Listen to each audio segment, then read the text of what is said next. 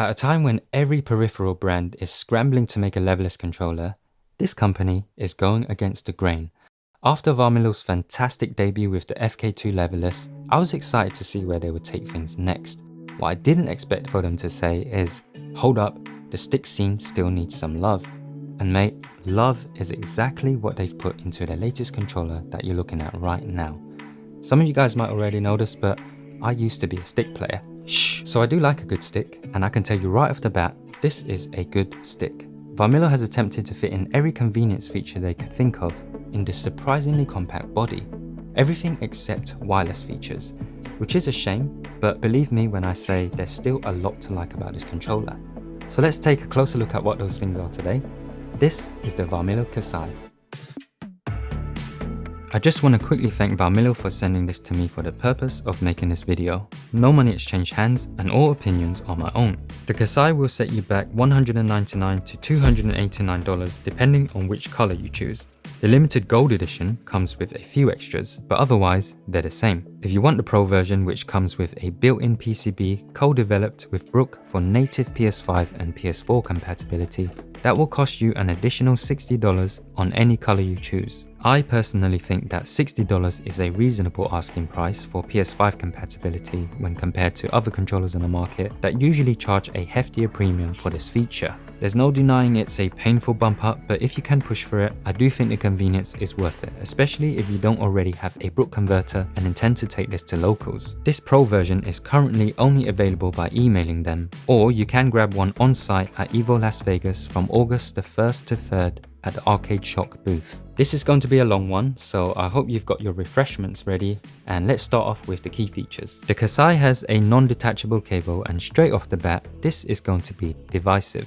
A lot of people don't like the idea of these because if your pet or child gets at it, it might be a hassle to repair the controller, although I do believe it will be possible if you really have to. Personally, non-detachable cables have never been a problem for me because I usually keep my things out of reach, and I don't have any little vase running around yet. I also don't like having to pack and unpack my cable every time I want to use my stick. So for me, this attached cable is an excellent feature. It's convenient because it retracts, and it does take some getting used to since it keeps pulling back unless you lock it out at certain intervals. The maximum length of this cable is around 85 inches.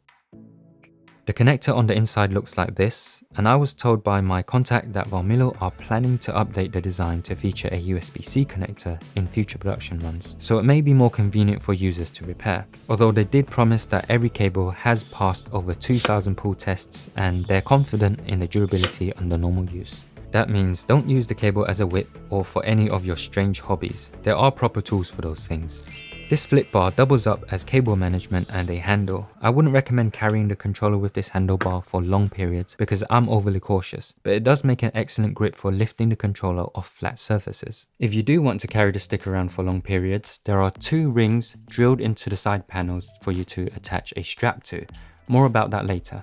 Finally, if we flip the body over, we can see first of all that there's a full-sized grip that feels fantastic.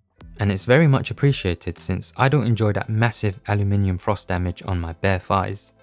There's a cutout here with a tiny plastic handle, and if we give this a pull, the magnetized panel comes off to reveal a convenient little storage area. You can see it's filled with foam, and this serves 2 purposes. If you've had a brush with the mechanical keyboard hobby, you'll know that foam is a great tool for acoustic dampening. This means that the controller will sound less hollow and quieter too. I've always preferred this kind of sound signature because I like to maintain peace with the people I live with, and the loud clacky stuff is just asking for trouble. The second purpose, as you can see, is to hold our emergency supplies. This is where you would store the lever when you take it on the road, or the silicone cap when you're using a stick. We've got 2 plastic spacers here. The non-gold versions come with 1. Next to that is an Allen key used to swap out the head and a tool for releasing the buttons. This is very cool and I'll show you how it works later. There's a blank cap to block off any button you don't want to use and 2 replacement buttons with their own switches pre-installed. The last convenience feature that's easy to miss is the size. This stick feels like a full-size controller. There's plenty of space and spacing for the hands, but the dimensions are smaller than most of the well-known sticks out there. That will make it a little bit easier to move this around in general.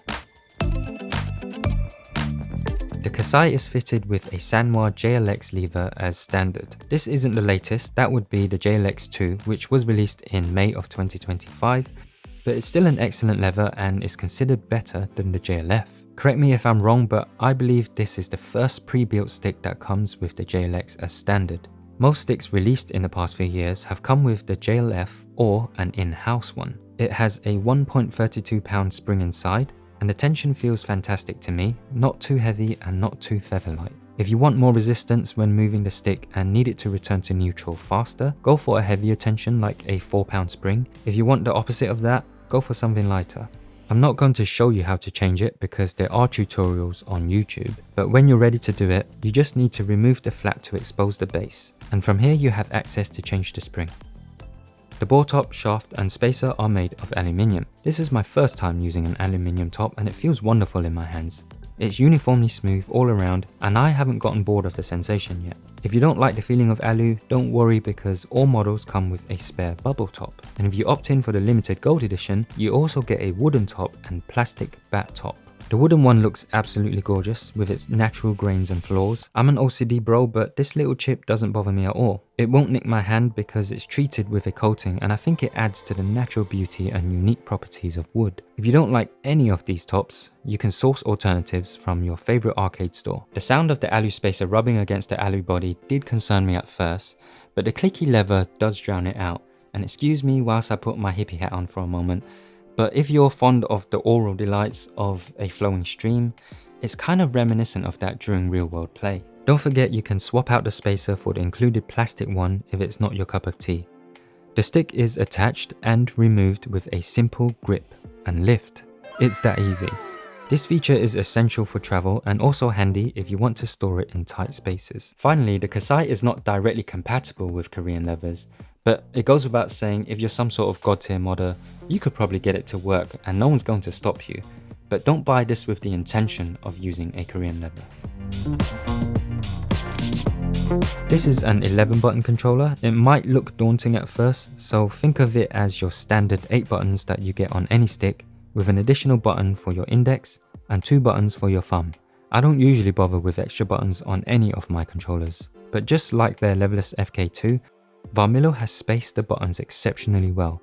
Coupled with the excellent size of these buttons, it puts everything in perfect reach. My thumb falls over this Earth button naturally, and to hit the moon, whatever this planet is, all I'm doing is flicking my thumb over. If you're watching this channel, I'm assuming you're good with your hands and well versed in the art of flicking. That means we have 2 emergency buttons ready for action at all times. Street Fighter 6 players, one of these would be perfect for your drive impact. Make sure you pay attention to the software section of this video too. I'm going to show you something very cool that you can do with the Earth button, an absolute game changer.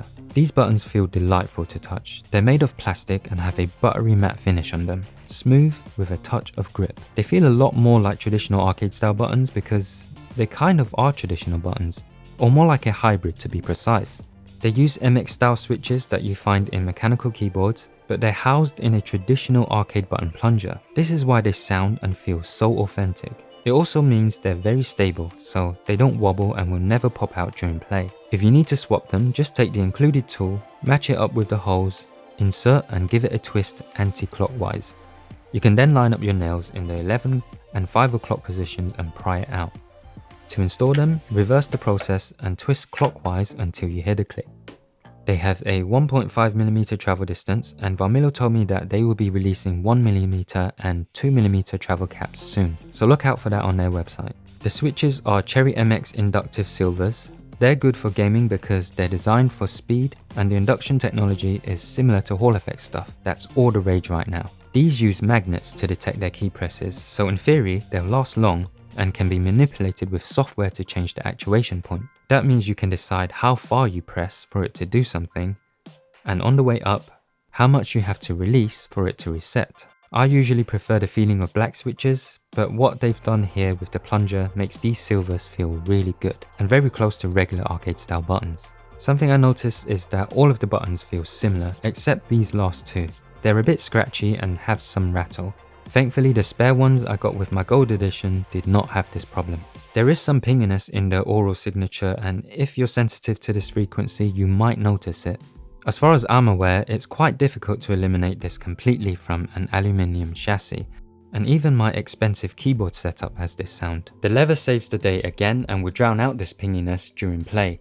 See if you notice it during my sound test later. Finally, the buttons on the function roll are an improvement over the FK2. These are thick silicone nubs and have a solid bouncy feedback. They're softer on the fingers but won't activate if you accidentally brush up against them.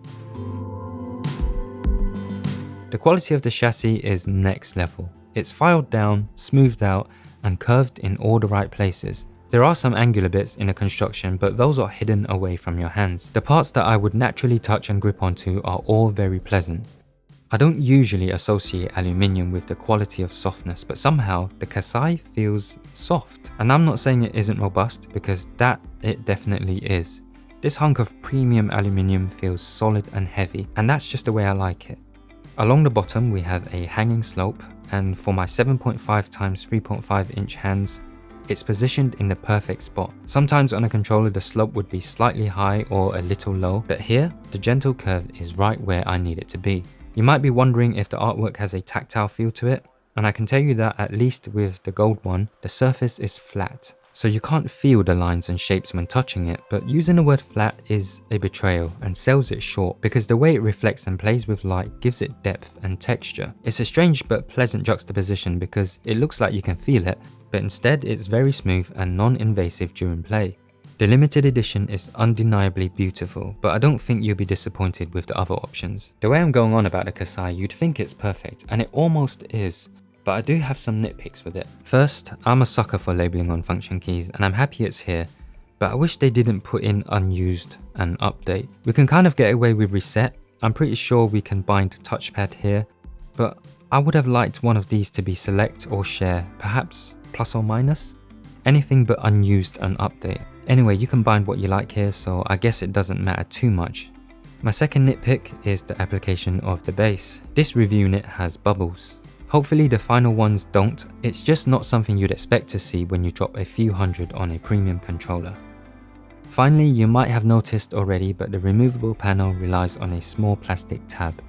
Don't worry, it's not easy to rip this, and I'm going to go as far as to say it's probably unrippable plastic, some sort of PVC, because I would be flabbergasted if it isn't. And I don't want to put this to the test because if it does rip, I can't see how I would ever release this plate. The magnets are super strong and there isn't a gap or grip I can see that would allow me to pull this up. This stands out to me because the rest of the controller is so well thought out, and this is uncharacteristic of their design ethic. Whether or not this will be a concern to you depends on how often you plan on using this compartment. If you travel with your stick a lot, you'll likely be opening and closing it plenty. If you display the stick at home on a shelf most of the time, chances of things going wrong is a lot less. I've already gone over most of the included extras during this video, but I haven't yet mentioned the wrist guards and the strap. The wrist guards are quite interesting. I can't help but think about that Flashdance scene when I look at these. Do you know which one I mean? Yeah, you know which one I mean. Anyway, these are super soft. They look like they're made with a hybrid cotton and silicone because they're stretchy like cotton but have a smooth, almost rubbery finish. They're very tight, and they have to be because they're supposed to keep your wrists compressed to avoid injuries and long-term problems. I think it's really cool that Varmilo included these, even though I won't be using them in public. But for people who have wrist issues, it's certainly a welcome addition to the overall package. Now, the strap for the rings I showed you earlier, this is pretty cool. It's got this classic looking weave pattern on it with Falx leather ends, branding on both sides, and fully articulating fasteners. The metal bits are concerningly thin looking in places, but since there's no proprietary design methods going on here, you can just replace this with another strap should they end up going bad. The web-based software works with Windows and Mac, but the problem is that you might need an update file before it can connect with the software. And currently there is no Mac version of the update. That was my long way of saying you're likely to need a PC to use the web software. Luckily, I was able to grab myself a mini PC via AliExpress just for ad hoc stuff like this. There are plenty of mini PCs available on AliExpress if you need one, but please vet the sellers like you would on Amazon, and don't forget to check out my discount codes below. Anyway, make sure you get access to the software because it is worth your time. This is where the tinkerers will want to come to adjust their actuation and release points on the switches. This is very easy to do, so I'm not going to spend any time going over it in this video. My favorite section in this software is the button mapping section. All you need to do is drag and drop things around. It's that simple. As you can see, I've set my L3 and R3 buttons up on the function row, and you might have noticed I've disabled the up direction on my lever and placed it over here on the earth button. Shout out to Scorpion Fire for suggesting this idea in a previous video. This is super cool because it turns the controller into a hybrid. So whenever you want to jump, you have to purposefully do so with a button press. This is a cheeky way to clean up your inputs if you love the feeling of stick controls but still want the precision of a leverless. So let's see this in action. We've got right, down and left, and you can see up left just registers as left, and up right only registers as right. So we have all this extra margin for error now. A perfect example of my errors on stick would be Cammy's instant dive kick. A common method to do this is to do a quarter circle back input, then jump forward and press kick. But if you're not careful, you can accidentally brush up left or up, and then you're just in the air with your legs wide open waiting to land on a dragon punch up the wazoo. With this hybrid mode, we don't need any fancy inputs like that. Simply walk forward, press jump and do your quarter circle back. The margin for error here is so much more generous and it's super fast as well. Oh, and for all you GIF lovers, yes, SBDs are as easy as quarter circle back, jump and punch at the same time. Currently, the modding options on the Varmilo are limited. You can change the stick head, shaft spacer and internal spring easily. I'm not super experienced with stick modding, but I'm pretty sure if you get the JLX2 or another lever that is similar to the Sanwa ones, it should work fine. If new induction switches come out in the future, it's possible to dislodge the keycap by pushing the caps on the side and pushing the switch out to replace them.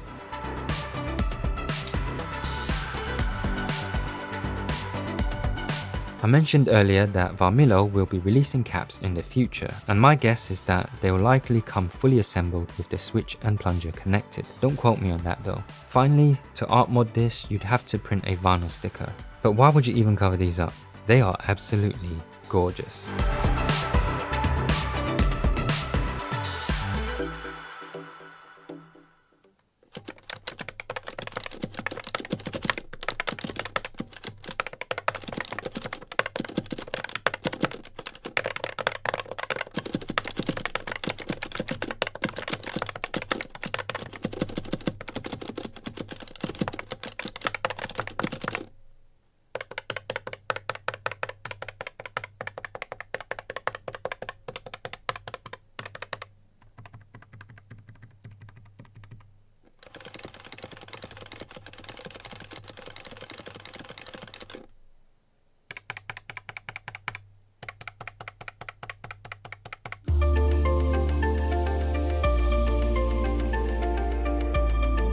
For this comparison, I have the Mayflash F700. This is about £150 or dollars, and it is also natively compatible with the PS5. It's mostly plastic, it's bigger than the Kassai, and it's generally not as impressive to look at. However, it is art moddable. It doesn't have proprietary buttons, so there's a lot of options for customization on that side, but modding this controller is a bit of a nightmare if you're new to modding. I hope you've maxed out your dexterity and strength stats because you'll need it. It has an attached cable with its own compartment, so it's very tidy but takes some time to pack away. Not as convenient as a pulley mechanism. It's got a 3.5mm audio jack if you're the kind of person who uses those, and has one huge slam dunk feature, that being the low latency wireless options. If you want great value and good bass features, the F700 is a good choice. But if you want a compact, gorgeous, premium stick with state-of-the-art software, go with the Kassai.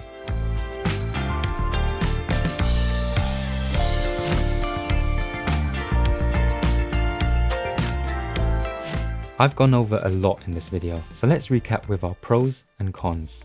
For the pros, lots of convenience features, stock hardware that feels brilliant to use, great software that can transform how the controller plays, and of course a premium, gorgeous chassis that's going to turn heads. For the cons, there are quality issues, at least with my one, on the bass. A half-baked grip for the removable flap, and modding options that are limited to Varmilo's upcoming choices. So it's not absolutely perfect, and of course, nothing is, but I do feel like the pros outweigh the cons. The most important thing beyond all of the bells and whistles is how it plays, and as someone who owns many sticks including the original Mad Catz Tournament Edition, Razer Panthera and Mayflash F700 among them, I can confidently say this feels incredible to play with. I believe Varmilo set out to make a high quality product that plays well and has everything you need in one package. And in that sense, I think they've done very well. I also believe we're possibly looking at one of the future GOATs of the stick world. But you don't have to take my word for it, as I've mentioned a few times already. You can try this for yourself at EVO Las Vegas 2025, just around the corner. Thank you so much for joining me today. As always, I appreciate you lot for dropping by, and don't forget to like, subscribe or hit me up in the comments if you have any questions. If you want to see my review for the Varmilo FK2, click on this video and I'll see you there.